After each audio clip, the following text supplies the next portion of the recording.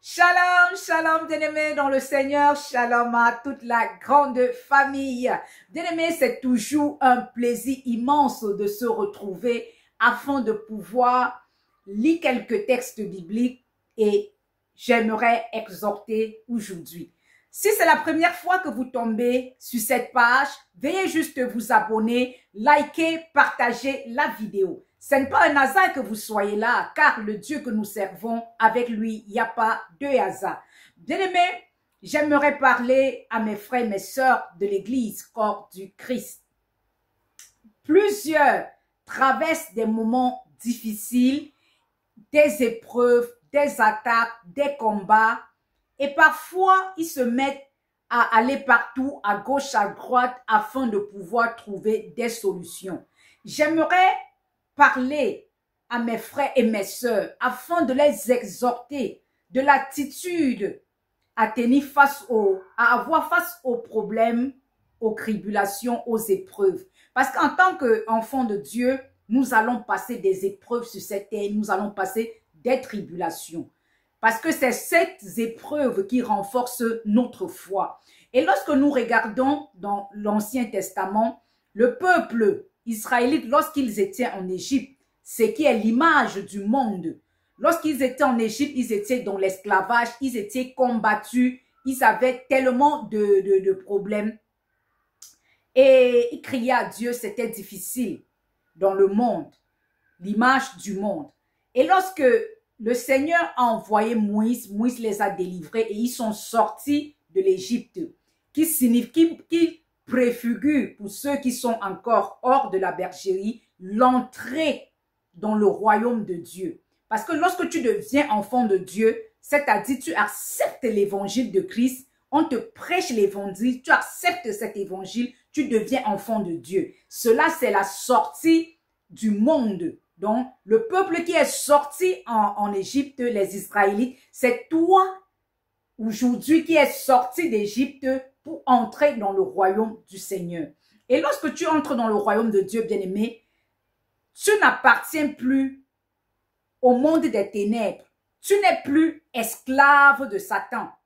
Tu deviens enfant de Dieu. Parce que quand tu reçois l'évangile, la bonne nouvelle, qui est l'annonce de l'œuvre achevée de Christ à la croix, tu comprends ce que le Seigneur Jésus a fait pour toi et tu comprends qu'il t'a donné une nouvelle position. Donc la position que tu avais dans le monde n'est plus la même position que tu as en Christ. Et cette position, tu deviens enfant de Dieu, c'est-à-dire tu appartiens à Dieu et devenir enfant de Dieu, Dieu nous donne cela pour que nous puissions comprendre. Il prend l'exemple même sur des êtres humains.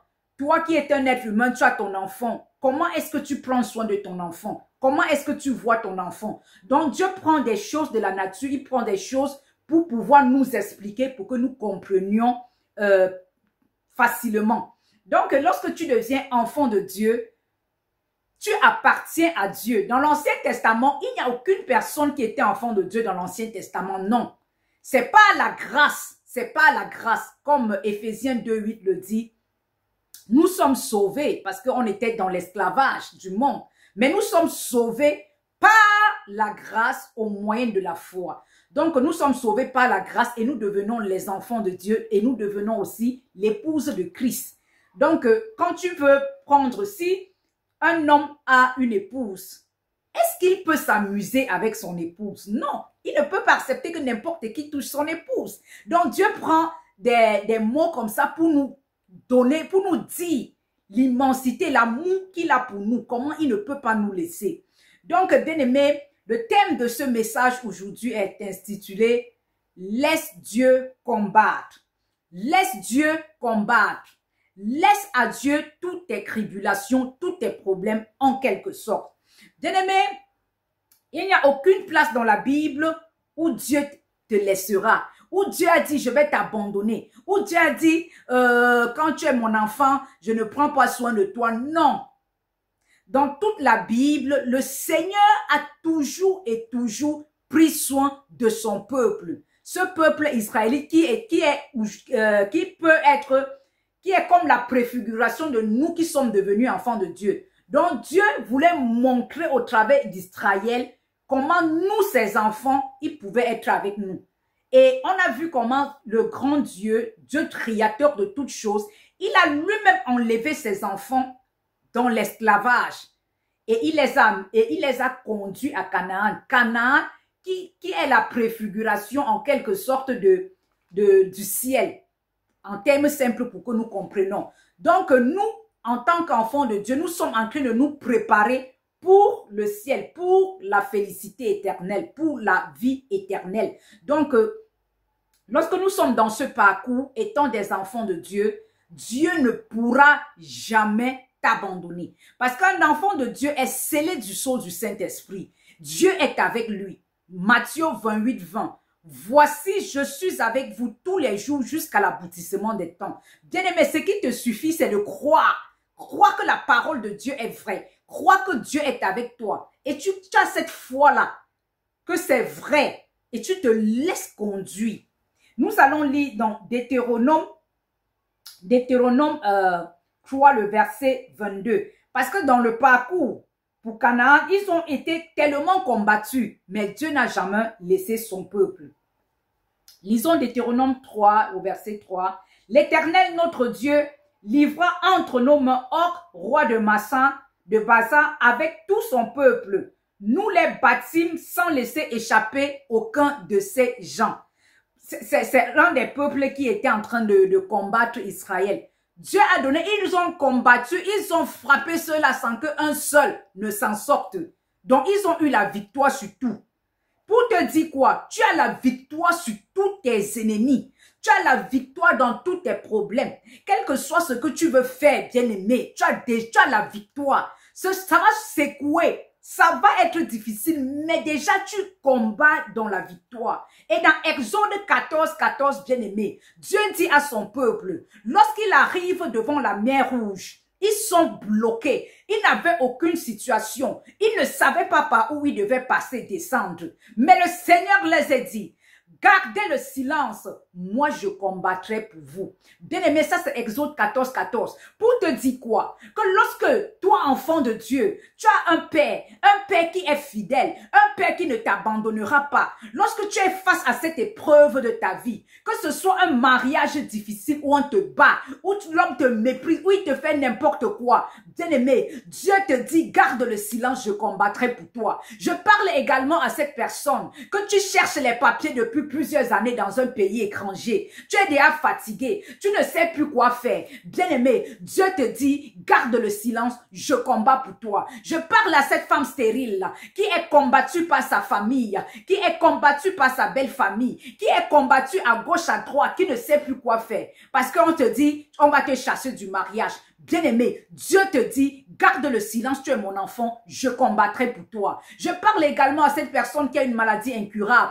qui se dit, il n'y a plus de solution. Bien-aimé, je te dis, Dieu dit, garde le silence. Moi, ton Dieu, ton papa, je combattrai pour toi. Bien-aimé, toi qui as déjà aller à gauche, à droite dans le monde, à Fumbal, au nord, au sud, à l'est, à l'ouest. Tu es monté à gauche, à droite, en Espagne, en Angleterre. Ça n'a pas donné avec tous ces hommes-là. Oui, c'est ça que j'appelle les pays différents. Ça n'a pas donné. Garde le silence. Le Dieu que tu as avec lui là, il connaît ce que tu as besoin. Tu te marieras, il est là. Toi que tu es en train de faire quelque chose, tu as besoin des moyens financiers. Tu ne sais pas comment faire. Tu ne sais pas comment tu vas agir. Tu vas prendre de l'argent. Dieu te dit, garde le silence. Je suis ton père. C'est moi qui prends soin de toi. Garde le silence. Je combattrai pour toi. Toi qui es dans un lieu de service, tu es combattu. Tes collègues ne veulent pas te voir parce que tu es avec Dieu. Oui, bien-aimé, lorsque tu es dans la lumière et d'autres sont dans les ténèbres, ils vont te combattre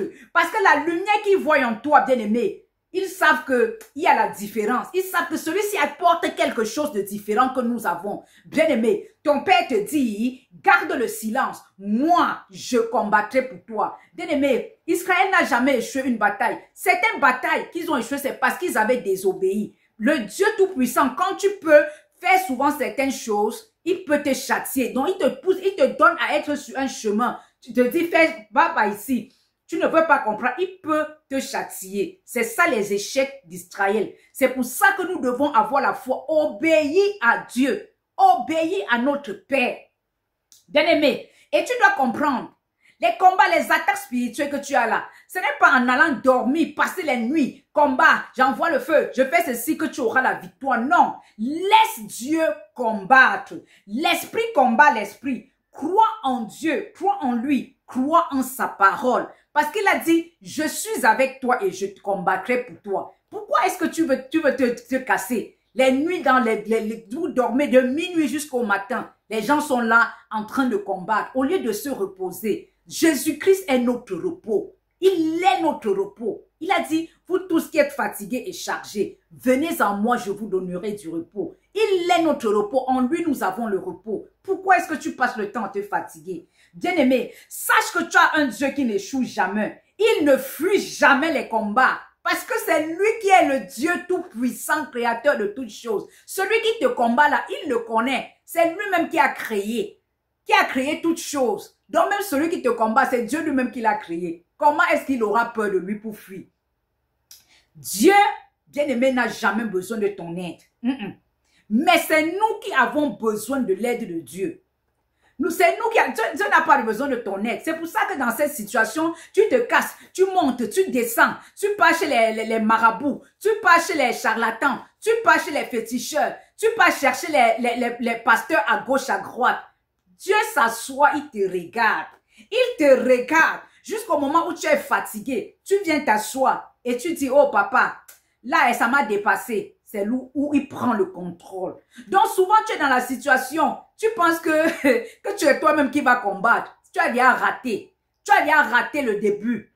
Avant que la fin n'arrive, même que tu avais déjà raté. Parce que c'est Dieu qui combat nos combats. Mais quand tu fais comme si tu peux de toi-même, il te laisse. Parce que c'est toi qui as besoin de lui. Lui n'a jamais besoin de ton aide. Donc Dieu n'a pas besoin de ton aide. C'est toi qui as besoin de son aide. Bien-aimé. Nous allons lire dans Romains 12 au verset 19. Romains 12, verset 19.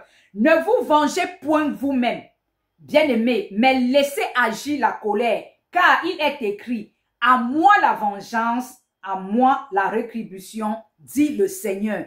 Bien-aimé, laisse Dieu combattre pour toi. Même si c'est quelqu'un qui t'a fait du mal, bien-aimé, celui qui donne la honte plus que tout le monde, c'est Dieu là. Les gens peuvent se moquer de toi. Les gens peuvent penser que pour toi est fini. Ne te dérange pas. Ne cherche pas à prouver quelque chose. Ne cherche pas à montrer que non, je peux aussi. Reste tranquille.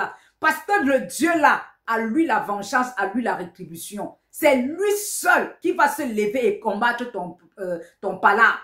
Ton palabre là, laisse à Dieu. Celui que tu dis ennemi là, laisse à Dieu. Ceux qui se moquent, qui font des plans contre toi, laisse à Dieu. Eux-mêmes, ils vont se lever et dire que non. La femme là, le monsieur là, il a quelqu'un derrière lui. Le Dieu qui sait là, il y a une différence. Parce qu'ils ne pourront rien. Donc, bien aimé, laisse Dieu combattre. La raison pour laquelle Dieu ne veut pas que tu combats est que, bien aimé, Dieu ne veut pas que tu combattes. Pourquoi? Que tu te casses. Pourquoi? Parce que tu l'appartiens. Tu l'appartiens. Tu es le troupeau de son pâturage. Tu l'appartiens. Tu es entre ses mains. Tu es comme une fourmi. Même la fourmi est grosse entre les mains de Dieu. Tu es à lui. C'est le Seigneur Jésus qui nous a rachetés à la croix par son sang à grand prix. Et nous l'appartenons. Nous sommes à lui. Donc Dieu ne veut pas que tu te passes le temps à te déranger, tout ça. Parce que lorsque tu deviens enfant de Dieu, bien-aimé, comprends et sache que c'est... Donc, comprends et mets cela en pratique. Lorsque tu deviens enfant de Dieu, ta vie maintenant dépend de Dieu. Parce que tu es né de nouveau, né de Dieu. C'est où Dieu commence même à compter ton moment où tu as été sur la terre. Donc, le moment où il commence à compter 1, 2, 3, c'est où quand tu es né de nouveau. Tu l'appartiens.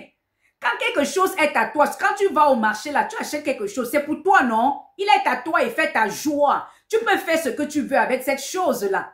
Donc, bien aimé, la raison que Dieu veut que tu ne te déranges pas, c'est parce que tu l'appartiens, tu es à lui. Il fait de toi ce qu'il veut. Bien aimé, je vais illustrer cela pour que tu comprennes bien. Nous sommes comme l'eau dans la noix de coco entre les mains du Seigneur. Avant que tu arrives sur l'eau dans la noix de coco, bien aimé, il y a 3 étapes, il y a 3 niveaux. Il faut d'abord enlever la peau parce que la noix de coco sur l'arbre, quand on l'enlève, il a une peau là. Tu enlèves d'abord cette peau là. Enlever cette peau là est dur. Pourquoi quelqu'un arrive sur toi? Il faut que il l'enlève. Enlever cette peau là est dur. Lorsque tu enlèves, il y a une coquille là. Une coque là encore. Qui est encore dure. Il faut que tu la casses. Et si tu casses ça n'importe comment, si tu prends, tu veux seulement casser, l'eau va s'éparpiller, tu n'auras pas l'eau. Nous sommes comme la noix de coco. Lorsque tu arrives donc sur tu casses cette coquille difficile qui est dure. Tu arrives maintenant sur le fruit qui est coco là. Tu fais attention. Tu ne fais toujours pas attention. L'eau là va se disperser, qui est toi et moi. Donc, tu enlèves et tu enlèves maintenant la noix de coco pour arriver sur l'eau. C'est comme ça que tu es. C'est comme ça que tu es protégé. Bien-aimé, Dieu combat avec toutes choses. Que ce soit l'eau, que ce soit le feu, tout. Dieu combat avec. Parce qu'il est esprit. Donc, Dieu nous a protégés. Il a fait de nous, il a mis des barrières autour de nous. Dans le monde spirituel, nous sommes protégés. C'est pour ça que je suis passée par la noix de coco, que tu puisses comprendre simplement. Donc, dans le monde spirituel, nous avons la protection autour de nous lorsque nous devenons véritablement les enfants de Dieu. Il y a la protection. Tu es protégé. Quand tu pars quelque part, les anges sont avec toi. Ils te protègent. Et Dieu lui-même, tu es là. Et la parole déclare que nous sommes même déjà assis avec Christ dans les lieux spirituels. Donc, bien aimé, tu n'es pas n'importe qui. Donc, Dieu combat pour toi. Pourquoi? Il combat pour toi parce qu'il est ton responsable. Il est ton responsable, bien-aimé. Il est ton responsable. Quand tu es responsable de quelque chose, tu ne dois pas t'occuper de cette chose. Tu vas t'occuper de cette chose. Bien-aimé, laisse Dieu combattre pour toi. Laisse ce problème-là entre les mains de Dieu. Lisons Néhémie 4, le verset 20. Au son de la trompette, rassemblez-vous auprès de nous, vers le lieu d'où vous l'entendrez. Notre Dieu combattra pour nous. Laisse Dieu combattre pour toi. Bien-aimé, ne te casse pas. Fais ta prière et reste tranquille. Le Dieu là, il est puissant. S'il a dit à son peuple, ceux qui étaient dans l'Ancien Testament, peuple de Dieu, aux Israélites, il a dit, votre Dieu combattra pour vous. C'est maintenant que nous sommes au travers du sang de Jésus devenus enfants de Dieu qu'il va te laisser. Laisse Dieu combattre dans ta situation là. Laisse Dieu combattre dans ton problème là. Parce que où il est là, où il est là, il va agir. Tu auras la victoire et tu glorifieras le nom de Dieu. Bien-aimé, tu as vu comment David et Goliath, David en allant vers Goliath, il a dit qu'il part vers Goliath avec son Dieu. Je viens avec Dieu combattre. Donc, en partant vers Goliath, il savait qu'il ne part pas de lui-même. Donc, c'est Dieu qui partait et non lui. Et c'est ainsi qu'il a eu la victoire. Sinon, David ne pouvait pas vaincre Goliath. Bien-aimé, j'aimerais te dire tout simplement, ne regarde pas la situation que tu traverses, mais regarde à Dieu. Regarde à Dieu dans la prière. Prie, quelles que soient les difficultés, quel que soit comment tout cela se passe. Regarde au Seigneur. Regarde à celui qui t'a racheté à grand prix, à celui qui t'aime. Regarde à lui. Ne te dérange pas. Ne sois pas rapide pour aller combattre, pour aller dans des situations, des conflits, mais sois dans la prière. Sois dans la prière. Il n'y a pas de petite bataille, bien-aimé. Positionne-toi seulement dans la prière. Dis à Dieu dans la prière, bien-aimé. Père, je n'ai pas les forces. Prends le contrôle de cette situation. Parle à ton Dieu dans la prière. Parle-le. Face à certains combats, bien-aimés, le silence est même très important. Face à certains combats, bien-aimés, les genoux vont parler. C'est les genoux qui combattent, qui parlent. Mais laisse Dieu au devant. Bien-aimés, pour vous dire tout, depuis que j'ai mis mon espérance, ma confiance, mon tout au Seigneur, bien-aimé, j'ai le sommeil doux. Je me couche, je dors. Je suis tranquille car je sais que le Christ, le Dieu véritable, combattra pour moi. Je sais qu'il est là. C'est pour ça que je vous lis également ce verset. Fortifiez-vous et ayez du courage. Dans Deutéronome 31, 6. Ne craignez point et ne soyez point effrayés devant eux. Car l'Éternel, ton Dieu, marchera lui-même avec toi. Il ne te délaissera point. Il ne t'abandonnera point. Il ne te délaissera point et il ne t'abandonnera point. Bien-aimé, le Dieu là ne peut pas te délaisser. Il ne peut pas t'abandonner. Sache qu'il est avec toi. Il est le Dieu tout-puissant, celui qui n'abandonne pas ses enfants. Bien-aimé, beaucoup de courage dans la situation que tu traverses et avant de finir, prions. Père éternel, nous venons dans le nom puissant de Jésus-Christ de Nazareth, ô Père, élever vers toi, Seigneur, ces prières. Papa, tu connais chacun de nous, tu connais nos cœurs, tu connais les épreuves, les combats que nous traversons. Comme des enfants languissants, pleurant, oh, vers leur Père. Nous venons, Père, nous venons, Papa, crier à toi. Face à ces situations de mariage, face à ces situations de papier, face à ces situations de maladie, face à ces situations de combat dans les lieux de travail, face à ces situations de rejet, délaissés, abandonnés partout, Père, face à ces situations financières où nous ne parvenons pas à nous en sortir. Crie à toi, Seigneur, oh Papa, que tu te manifestes, Père. Que tu te manifestes puissamment, que tu fasses éclater ta gloire, Père éternel.